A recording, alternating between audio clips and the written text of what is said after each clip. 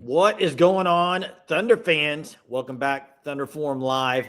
As the Thunder dominate Toronto 129-92 in a game that really from the get-go, this game was over. It didn't last very long before the Thunder had a double-digit lead and really never looked back. That's back-to-back games now where they've dominated. And, I mean, just a great performance overall. Shai going back to his home area, has a decent game, didn't shoot it very well from three. I mean, I still think he's shooting. That's too many threes, guys. 10 threes, I think is what he shot maybe. That's a lot. 10 threes, and he still had 30 points. I know. And he was 1 of 10. Like, that part of it is impressive for SGA. Yeah, the Thunder, they continue to get it done on the defensive end of the floor. I think that's what we've talked about a ton this year is their ability on the perimeter, especially defensively, to get steals. I'm not sure how many steals they finished with, Hunter or Jay, if you guys have the stats, but I know it was over 10. And they just 14 absolutely tonight. 14 they had steals. 18 the other night, 14 tonight, and just looking, they're playing some great defense right now. Caruso's back. Yes, yeah. Alex Caruso's back. That's why he's on the graphic. But the most interesting stat to me that just jumps out at you looking at the box score, not a single player on the Thunder, everyone on the roster that's healthy played tonight, and not a single player finished in the negative. Every single player was positive and plus minus. You look through the starting lineup, J-Dub plus 25, Hartenstein plus 15, SGA plus 28, Joe plus 15, Dort plus 7. Just a dominant night. And Isaiah Hartenstein, no offense from him again tonight. So he didn't really shoot it. No, he didn't. He took 3 shots, 0 of 1 from 3, and then missed both of his free throws. He still had 6 assists in 16 rebounds, 13 defensive rebounds. So just dominating in the paint again. A couple of things that really stood out to me tonight is another game. I mean, the Thunder have, I think, 6 turnovers is all. They are just taking care of the basketball really well right now. They're not turning it over. The other one is it was good to see Kenrich Williams, I think 3 for 3 from the three-point line, which that was good to see. Caruso hit a couple of threes. But, guys, Lou Dort continues to struggle offensively.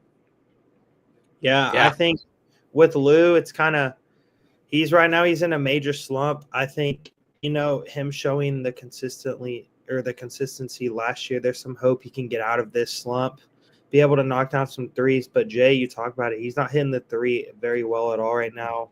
I'm not sure what he's shooting on the year, Hunter, maybe if you have that stat for us, but he started off good this year. He started off good. He's kind of fell off, but the impact he has on the defensive side of the floor, I think he gets some leeway there because he's one of the best defensive players in the whole entire league, especially on the perimeter.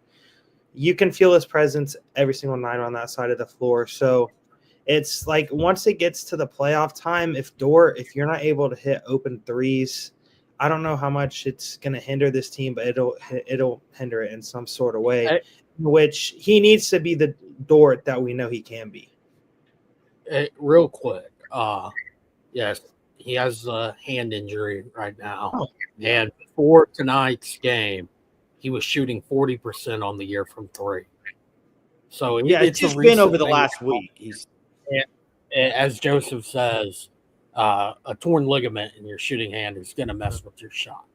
I mean, it's bound to cause some difference. I'd be interested to see if I find a side-by-side of a shot as of late as to earlier in the season when things were hitting, if there's any differences and mechanisms from him in his shot. Maybe that's part of it. But I would think that as he continues to recover from that it will start getting back to around that 40% mark. Yeah, another thing haven't really talked about a lot, but Isaiah Joe, man, I think he's 4 of 6 from the 3-point line, coming off a game where he shot the ball about like that again. So he's got a good streak going right now. Yeah, he is. He needed it bad because earlier in the year he was struggling some. He also missed, I want to say it was a couple games that he missed and then limited minutes and all that, and now back into the starting rotation and shooting the ball really well. Yeah, and I think something that's a big maybe jump you've seen in Isaiah Joe this year is you see him trying to attack to the mid-range off the dribble. Last year, he was not trying to do that at all. So that's just another step in the development of his game. And I think it was Mark Daigneault that said after the Rockets game that he feels like this Thunder team's a much better team than what they were even 2 weeks ago. And you're starting to see it now. The chemistry with Hartenstein's there. They're putting together really good defensive games now. The offense is starting to come along. They're starting to gain that team chemistry with the new guys. So I think tonight was just kind of what you expected from this Thunder team. These good teams, they win, but the great teams, they cover and dominate. And that's what. This is what you're right. When you're wanting to be a number one seed in that Western Conference, these are games you just got to take care of business, and that's what they've done this year. They've handled everybody. They're really. I can think maybe one game where it's like, they should have won that game. Or a couple Spurs games. Really the only. Yeah, but with the injuries, yeah, that's right. With the injuries, they're still performing well. Guys, Toronto, I think it's going to be a while before they're good again. I'm not a huge fan of their roster, guys. I mean, you got 2 Kansas players starting. That's kind of wild, isn't it? Not really. It's a blue blood of college. You basketball. don't see that very often, too, from the same – that played together at Kansas, didn't they? Duke, Kentucky. I mean, if you ask me, neither of those guys are starting caliber players on good teams in the future. I don't think either of them are. Yeah. Hey, Sooner Freak 29, stay tuned for tonight. Oh, gosh. Hey. I've been hearing it all day. You've been hearing it all day. I know. Sorry, guys. We'll save it for the Sooner Surge tonight. But back to the Thunder. Yeah, Sooner Freak, they did talk about it at halftime. And it is, I mentioned Slump earlier, and that's only because he's missing shots. But it is obvious that the injuries hurt bugging him. I mean, it's pretty obvious that it is. I think maybe it's like, it's a tough thing when you're not shooting it well, but your open shots, you have to shoot them. Yeah, I mean, open shots. I mean, if you're taking 6 open looks and they're not falling, that's fine. Don't force things when you're not feeling 100% dealing with an injury, but they're going to give you the look. You got to take it. I don't think in an ideal world for Mark Daigneault he wants Lou Dort taking 6 threes a game. He would rather be able to swing it and get a better look for somebody else. But if they're going to leave them open, you got to take it. You just have to. You do, but one thing that I think is totally different with this team than last year, and it may be the unsung thing that's not talked about very much with this team when you have all these injuries and stuff, but the jump that Cason Wallace has made is drastic, and it's really providing them offense, whereas last year, I mean, it was kind of streaky. He's been consistent. He's a really good defender. He had 4 blocks tonight. He's been shooting the ball well. I mean, looking like another steal in the draft from Presti is what it's looking like. Yeah, and I remember whenever Cason Wallace was drafted by the Thunder, I was just kind of like, who is this guy? I didn't know too much. You're a Trey Mann guy, weren't you? Oh, absolutely. Yes. I love Trey Mann. He's doing well for the Hornets. But it's just Cason Wallace, man. That's what Sam Presti does. He finds these great players that maybe aren't as highly valued by a lot of other teams, but they fit the Thunder system and fit what Sam Presti is wanting to build here. And Sam Presti, he has it built now. It's time to go out, get healthy, get the job done, and win that championship. Like all of us think the Thunder can if they're healthy. Yeah, and another good night for Aaron Wiggins. He's been playing good basketball all year. Not in the starting lineup again. I mean, Joe gets that 5th spot for the Thunder, but Wiggins plus 29, had 12 points, 3 rebounds, 2 assists, 2 steals, 5 of 11 from the field, and 2 of 6 from beyond the arc. So another good night for him. And once again, doesn't matter tonight at all, but the Thunder lose the free throw battle again. Not sure what the total is there. Both teams had 14 of 17 were Thunder. Yes, they shot the ball well from the free throw line, and Thunder seems like the last few games have been kind of getting into foul trouble. Tonight, a couple guys got in it, but really nowhere near as bad as it has been. Only 16 fouls as a team, and half of them came from A.J. Mitchell and Lou Dort. So for the rest of the team, that's a lot better. Not like the Rockets the other night where you're having to play a lot different because you're sitting on fourth or fifth foul. Hey, and what's great about this game, just like I said after the last game, is the most minutes anybody played was Shai, and he had 30 minutes. Yeah. I mean, they're able to like rest some guys without resting them. Like they don't play a full game. They're resting them a little bit. It's great because you're not having to do full load management, but you are kind of helping them not, kind of just wear and tear on the body when you have a lead like this. And that helps a lot. I know, like right now, there's not another back-to-back. They are on this road stretch. They'll play again, Saturday night against Saturday night, 6 o'clock against the Pelicans. So not a back-to-back, but they only have one more home game.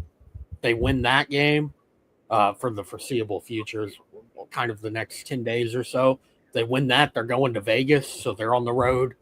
Again, neutral site. So a little bit different there for the Cup if they beat the Mavericks on Tuesday, and then they get, I think it's 4 straight, 3.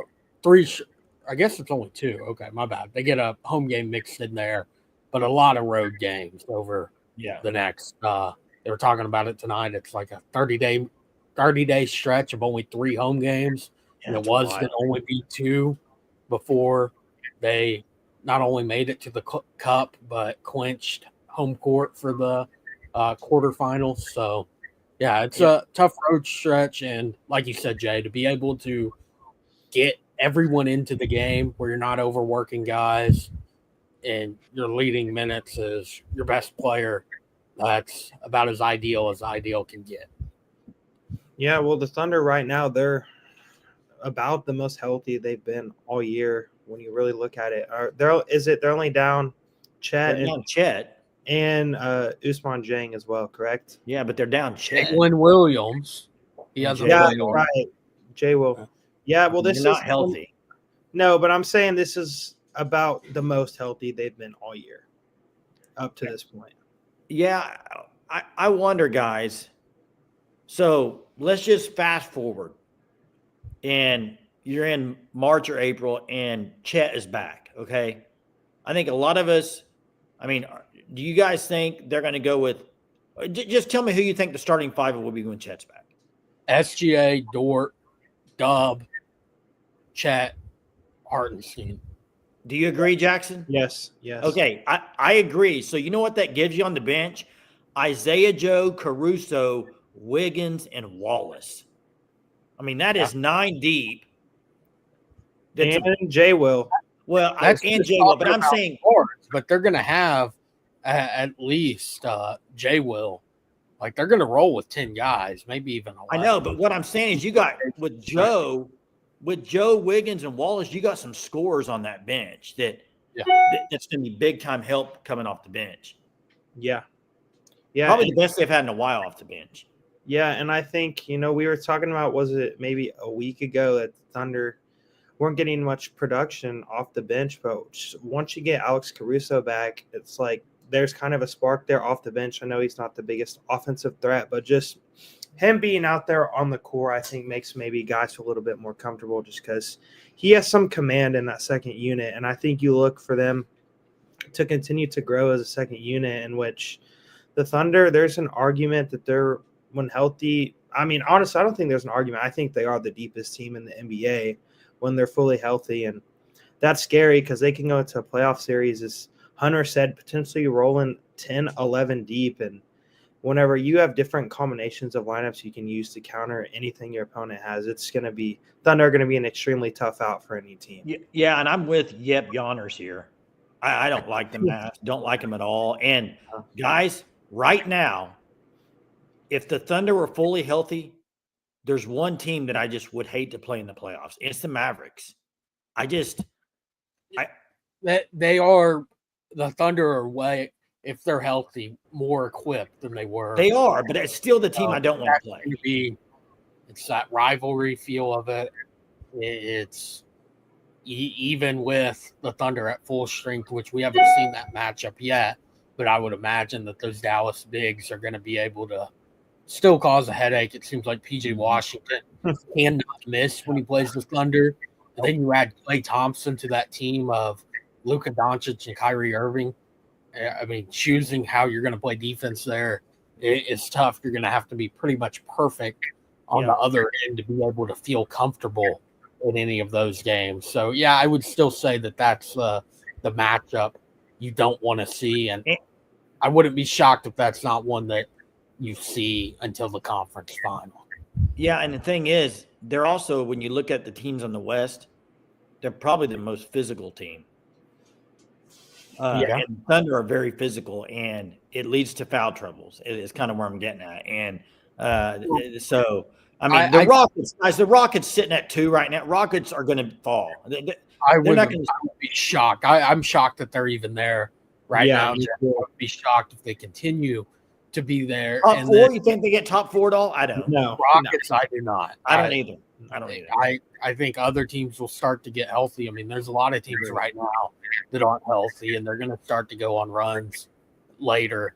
And I think the Rockets are still young. I think they're going to start to slip up. But for the Mavs, I mean, the foul trouble that they had last year with Lou Dort, it does help that you have another year under the belt of Cason Wallace. He's just getting better and better. Then you also have Alex Caruso that can help out on that defensive end so that you can have a physical guy like Dort who can play a little physical and maybe get a few fouls, but you can still feel comfortable that you're not going to have too much of a drop-off when Lou Dort steps off the floor. Yeah, and I think whenever you look at the West right now, do the Mavericks maybe potentially even try to make another trade for a bench guy? The Warriors, when they're healthy, I don't think they're going to be an easy out for anyone because they have that experience, and they have Steph Curry, who's just – he's a different animal. And then you have the Nuggets, who have won a championship, knows what it takes, and I wouldn't be shocked if they make a trade too. So the West from this point on isn't going to get any easier, as you said, Hunter, with just teams wanting to – or teams that are going to get healthy and they're going to want to make trades as well. You even look at a team like the Grizzlies too with John Morant and Jaren Jackson. I wouldn't be shocked if they make a trade to try to get even better. So the West is going to be extremely tough when you get to this All-Star break, and the trade deadline is the Thunder are looking to get healthy and get Chet back. Yeah. Final thoughts, guys, from tonight? I'll go with what Sooner Freak said. Kendrick Williams. Great game for him. I've been saying it for a bit that it's getting difficult to play him with. Wasn't before tonight, wasn't hitting the 3 ball. Offensively was a no-go, and then defensively he hasn't been great. But tonight, big-time game from him and a big-time bounce back. I mean, even 7 boards tonight, 3 of them on the defensive side. That's 4 second-chance opportunities offensively, and then a perfect 3 of 3 from beyond the arc. So good game from him. Yeah. Jackson, what you got? Final thought. Thunder, they did what they're supposed to do and dominate.